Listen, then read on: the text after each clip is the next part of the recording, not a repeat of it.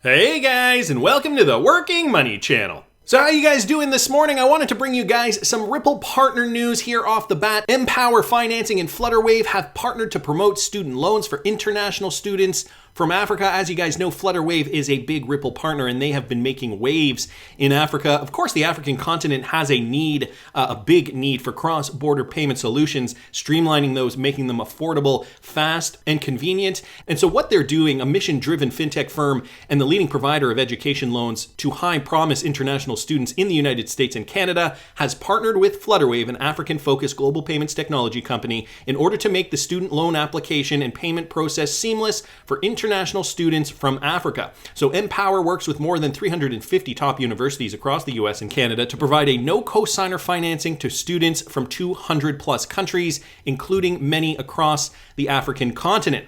Empower Financing and Flutterwave. There are nearly 400,000 students from Africa studying at universities in the US, according to Open Doors. Nigeria makes up over half of this population and is the fastest growing population demographic in Africa. And so here's a quote, guys: as interest in obtaining an education in North America continues to rise throughout Africa, we are delighted to work with Flutterwave in order to make the entire process from application to payments easier for aspiring students. This coming from Manu Smadja, CEO of Empower Financing. There is so much ingenuity happening on the continent, and being able to help promising students by equipping them with the tools needed for success is part of our mission. We are thrilled to partner with another organization that embodies our core beliefs. So, Flutterwave, of course, makes sense to partner with such a company. Ripple-enabled can provide the payment solution, and so you're seeing these types of companies realizing there is a problem to solve, and since they focus on cross-border payments, utilizing RippleNet technology, they can focus in on all of these types of companies. For example, in this case, Empower, and say to them, hey, look, we know that there's a lot of cross-border payments that you have to facilitate, and so how about we partner together and make it happen? These are all examples, guys, of the flywheel effect in motion and how we're going to ultimately see more demand for XRP over that long term, right? You wouldn't ever think that a financing company for students who travel abroad would be running on the XRPL. You'd think that, they'd make their payments and that would be that through the bank that perhaps uses RippleNet. Well, now we're seeing something different happening, right? Something very, very interesting. Flutterwave deciding to purposely partner with these types of companies to make this happen quicker, more efficiently. Ultimately, this also helps with education, I think, as well. DLT and blockchain solutions definitely permeating more facets in different sectors of the economy. So some great news there for Ripple partner Flutterwave. And I saw this, guys, from Mike Manfield here on Twitter. This has to do with Ripple partner Valente. Them and Mambu are partnering to allow financial institutions to modernize their existing payment systems and quickly launch new solutions with different payment capabilities such as wire, ACH, SEPA, real-time, and cross-border payments. So we know Valente already Ripple-enabled, market-leading SaaS banking platform Mambu, and global provider of cloud payments and financial messaging solutions Valente. They're announcing a pioneering collaboration to help banks and lenders modernize their banking and payment infrastructures rapidly. This strategic partnership will enable joint customers to speed delivery of innovative payment products and services without needing to rip and replace legacy systems. Traditional financial institutions struggle with legacy systems that are inflexible, slow, and expensive to replace and adapt. But Valente and Mambu are partnering to allow financial institutions to modernize their existing payment systems and quickly launch new solutions with different payment capabilities such as wire, ACH, SEPA, real-time, and cross-border payments. As I mentioned at the top, the integration allows customers to implement payment functionalities faster than traditional vendors and provide richer experiences with more flexible payment options for consumers and businesses. So replacing legacy systems, of course, this is also something that would benefit these types of financial institutions. Getting a leg up on your competition, obviously never a bad thing. And so they realize the problems, right, with payment services like Swift. Now they're integrating, of course, Valente, a company that is already partnered with Fedwire, which is going to be releasing FedNow through the Federal Reserve in the United States. So a government contract there in the US. Valente, they are the real deal. Now they're partnering with Mambu. Here's a quote: the partnership boosts digital banking and payment functionalities that help orchestrate state-of-the-art solutions across all banking channels. This coming from Kevin Trilly, Mambu Chief Product Officer.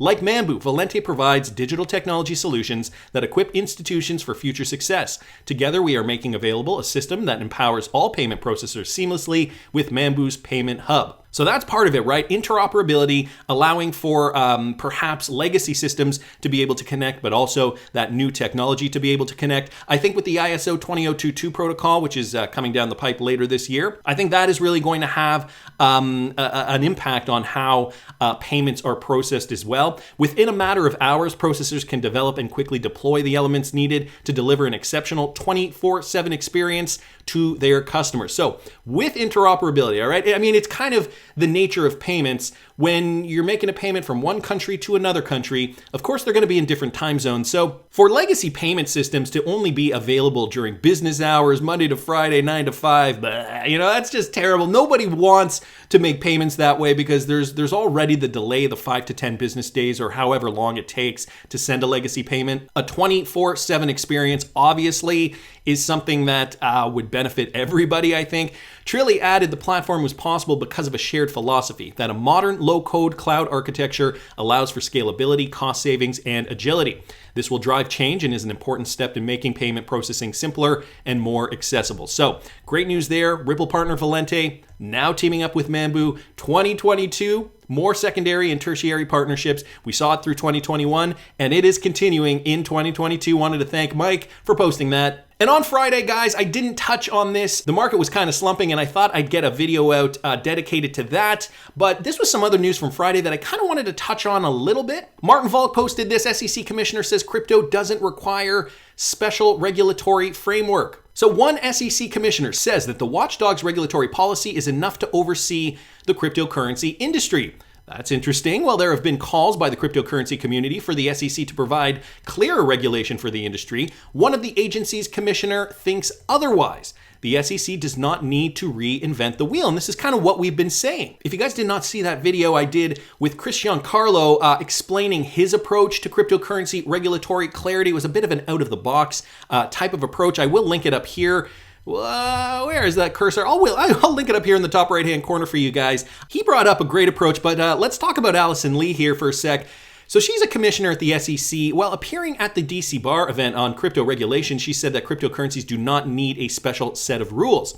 According to Lee, rather than pursuing approaches that would single out digital assets for special treatment under SEC regs, treatments that other asset classes don't receive, in my view, we should continue to work together to bring these emerging assets and markets into compliance. So this just sounds like more of the same to me. Lee's comments come as Gary Gensler's led SEC continues to field demands from both crypto proponents and government policymakers alike to come up with clearly defined laws for America's cryptocurrency space. So this is kind of a kumbaya, let's all work together kind of approach. Let's work with the CFTC, even though we know we want the turf and we want to be able to regulate cryptocurrencies exclusively.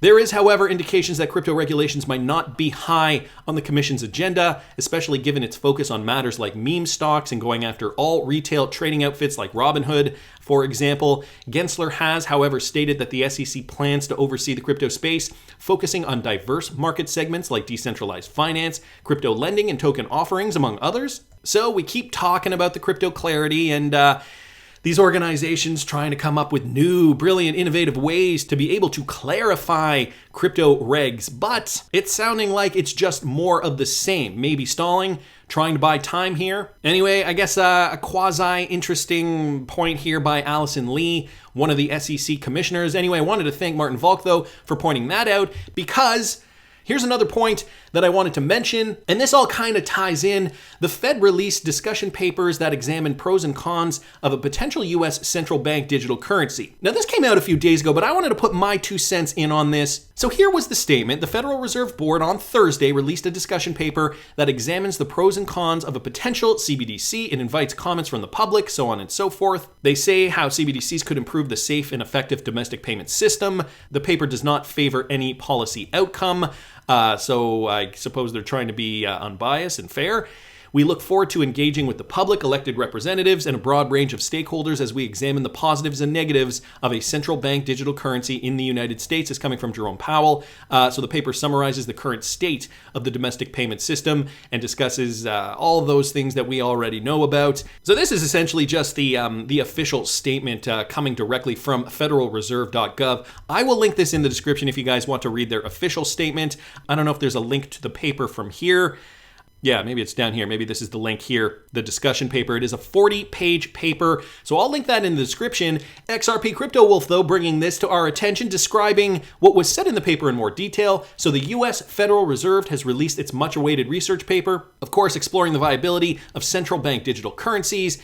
But the Fed is yet to make a decision on whether or not it will move forward even. So they don't even know at this stage if they are going to move forward with it. They talk about the pros and the cons. Of course, it was a 40-page paper, which was originally announced last May, and that kickstarted a debate over the pros and cons of such an initiative. In this statement, Jerome Powell says that the Fed is open to discussing the matter with a wide range of stakeholders, the general public, and elected representatives. The paper appears to suggest that the launch of the CBDC would help to preserve the US dollar's reserve currency status in the future.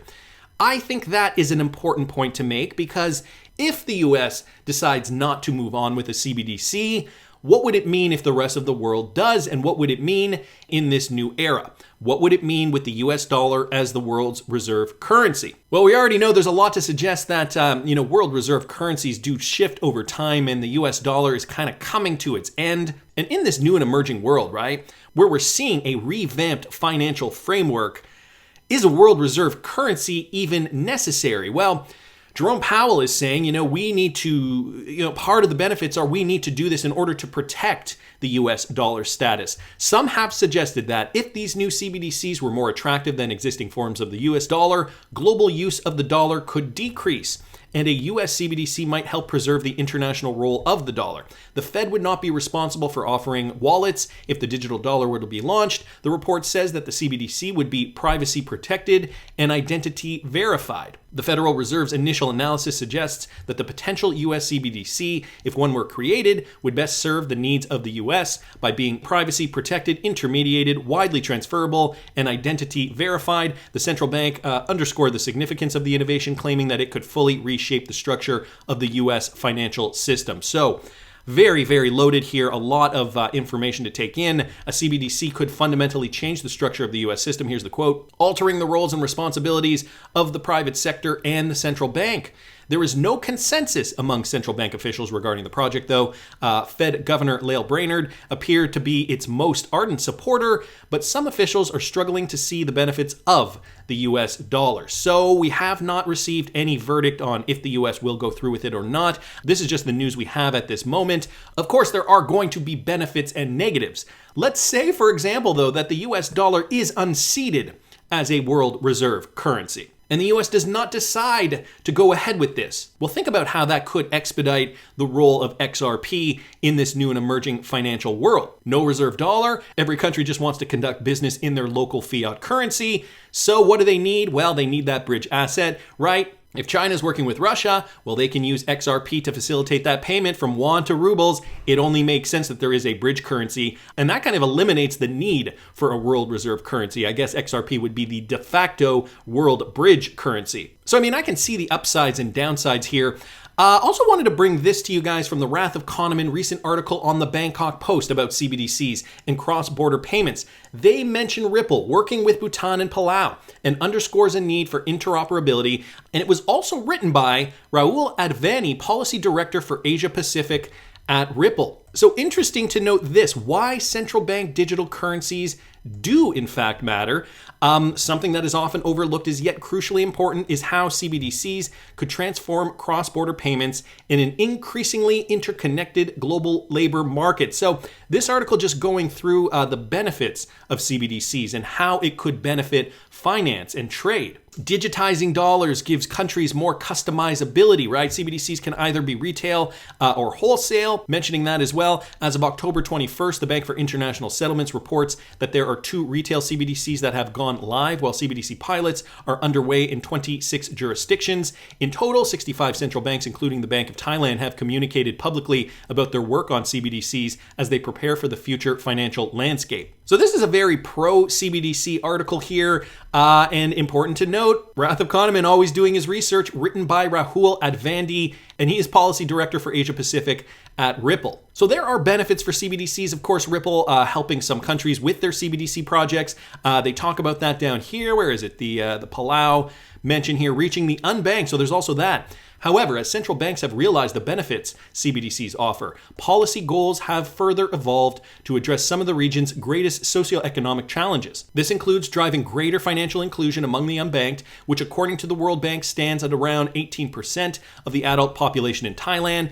In line with this, Ripple recently partnered with the Royal Monetary Authority of Bhutan to pilot a CBDC with the aim to increase financial inclusion from the current 64% to 85% by 2023. So that is their goal for next year. Ripple also recently announced a partnership with the Republic of Palau focused on developing strategies for cross-border payments and a US dollar-backed digital currency in order to help provide the citizens of Palau with greater financial access. So CBDCs, a digital economy. Advani, policy director for Asia Pacific at Ripple, writing this, of course, favoring CBDCs. This would definitely benefit Ripple. A new financial system is in order, a bridge currency, the heartbeat, the lifeblood of this new financial system. Although Ripple does always say, you don't even need a CBDC in order to transact on RippleNet. RippleNet can essentially transact anything, whether you do have a CBDC or not. But it is an interesting connection, considering where we're going. Even in the United States with CBDC still questioning the possibility of implementing a CBDC or not, because it's all about dollar dominance, guys. The light shines in the darkness. This coming from Matthew Lany here on Twitter.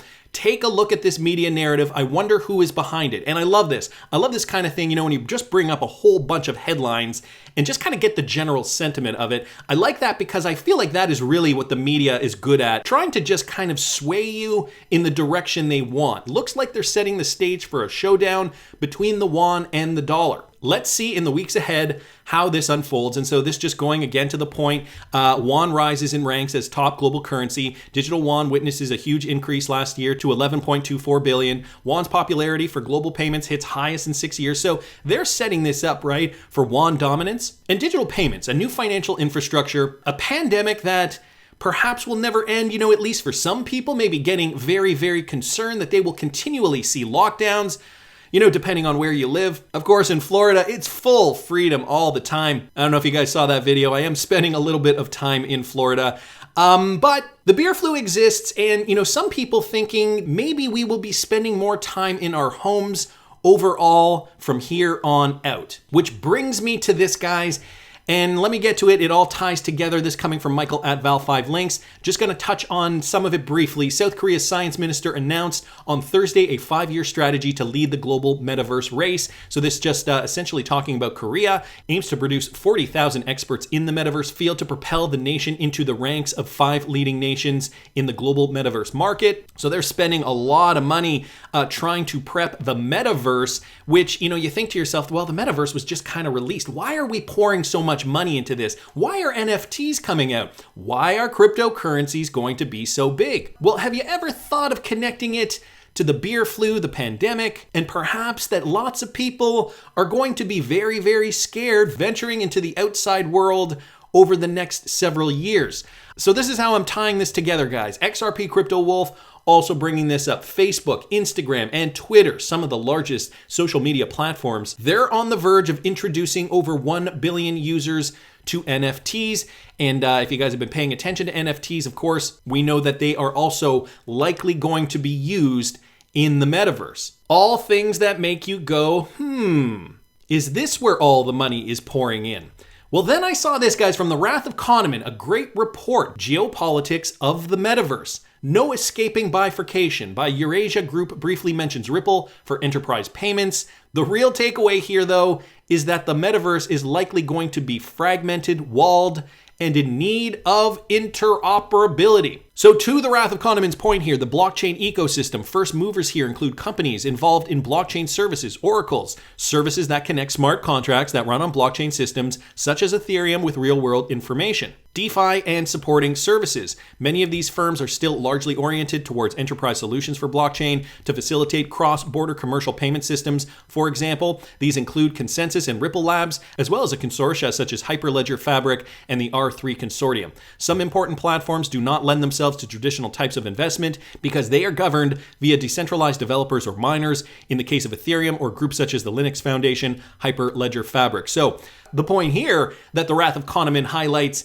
is that interoperability is definitely going to be needed. And so here is that report here, the Geopolitics of the Metaverse, just released in December last year, so just last month. I will link this in the description if you guys want to read further. And I mean, didn't it kind of strike you as a little strange that all of a sudden we're hearing about the Metaverse and it's becoming very popular? And David Schwartz was even saying, though, the utility of NFTs, and we're going to see a lot more of that. And, connecting this to the Metaverse. We had Mark Zuckerberg do a bit of a demonstration when Facebook rebranded to Meta. One of the many interoperable metaverses, a main draw of the metaverse for ordinary users is likely to be the ability to create and consume content, shared experiences, and invest, own, and lease property, and engage in other virtual transactions. Guys, 10 years ago, this was called Second Life, and it was for nerds. And so here we are today. Lots of us still very, very scared of what's going on outside. So governments and the powers that be are providing us with an quote-unquote escape. These would be analogous to activities they pursue in the real world. People may be attracted to opportunities and have new types of virtual experiences, including new forms of immersive entertainment that are not possible in the physical world. The consumer-centric metaverse will also likely intersect with a more enterprise-level industrial metaverse where companies and workers will be able to create and interact with virtual analogs of physical equipment known as digital twins, so on and so forth. Again, like I said, I will link this in the description. But to me, this is kind of scary. Okay, they're trying to create a world for us to engage in, something where people can feel like they're living a life without really living their lives.